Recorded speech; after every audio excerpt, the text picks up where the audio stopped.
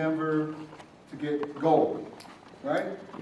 And so I think that whatever the commodity was here in this community, people came here based on what was available in Denver, okay? I kind of want you to see the church really as a community. And if you see it this way, then the church can stay alive because you will be able to help the church to function. So if Denver have all these different surroundings, there are things that prohibit Boulder from growing like it should grow. Okay? There are things that are not available in Fort Collins that's available in Denver. Because these folks actually travel here for a lot of different reasons. Am I right? Right? I'm right about it, right? So they travel to the central point. I can remember years and years and years ago, I would get bills that would say, Denver, Colorado.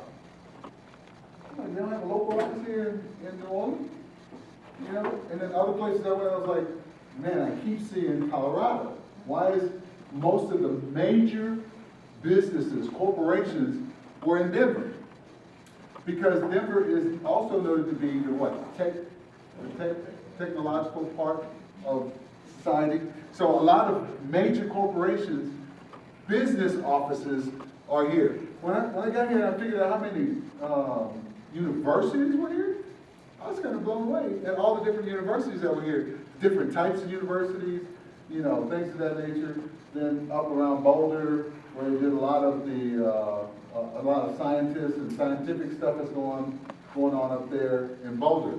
So the point that I want to get across is that these other cities or surrounding communities aren't as large as Denver because these other cities cannot provide what Denver provides. It's diverse because of its infrastructure. It is the way that Denver gets information in and then information goes out. One thing that in my years of school, when you talk about infrastructure, how do communities grow? Communities grow because of the way that information is transported in and it comes out. Because it was a tech-savvy city, you know, the infrastructural highways, the information, social media, you know, emails, and what's the other thing that comes out? Billboards with communication that way. You know, with all the information that leaves out of Denver, drew people to Denver, and Denver was established. And it's situated in a very unique spot. What's the other city, the other state across from us? Utah? Not Utah. What's the... To the west. To the west is what? Utah. And then there's Wyoming. But you still have a long distance before you get to some of those major cities. So everything in between, how did Denver get to be so big? And it's a desert. We got to pipe water in. There's reservoirs everywhere. There's no major river coming in. You know, the railroad was a big part of it, right? If you know your Colorado history. So the way that Denver is situated, it makes it a hub for a lot of stuff to happen. Okay? How do you grow weed, really, in the desert? You have to create the atmosphere for it, right? Okay. So what am I getting at? Here's what I'm getting at. Think of this as the Potter's House Church of Denver. Okay? The Potter's House came and established itself. We have people coming from what? All those different communities to our church. Why are they coming to our church? So like Gold Rush. The word is rich, right? The information that leaves out of the Potter's House and comes in is good information. Any city that cannot thrive, really, actually what happens is the infrastructure either hasn't been developed well enough, or it's hard to get information in and hard to get information out. Believe it or not, when the pictures are shown of a very diverse congregation, it shows the church's ability to be fluid and not to be locked in to one culture. Okay?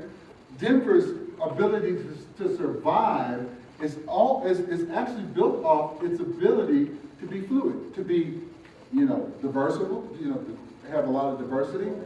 when I got here, I mean, I was in the military, so I was used to seeing, you know, black and white couples, you know, married interracial couples, but when I got here, I was really shocked because there are more interracial couples here than they are further down south.